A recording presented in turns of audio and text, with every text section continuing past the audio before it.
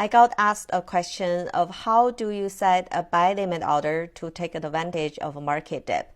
So here is a very simple example, and the last tip is the most important one.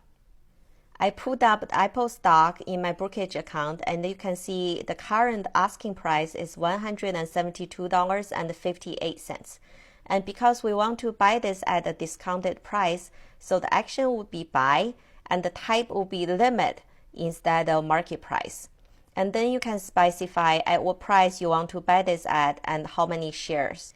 Then you can choose your expiration. I usually choose GTC plus extended, which means it's going to be good until canceled, and extended means this order is going to be active not only during business hours, but also the extended hours. After that, the data is going to show up, which means this order is going to be active until April 7th, 2022. And here is the most important tip. You don't want to buy anything just because it's on sale. Make sure you pick your value asset first and then set your buy limit order. You're welcome. Follow Dr. Mama Pierre to learn more.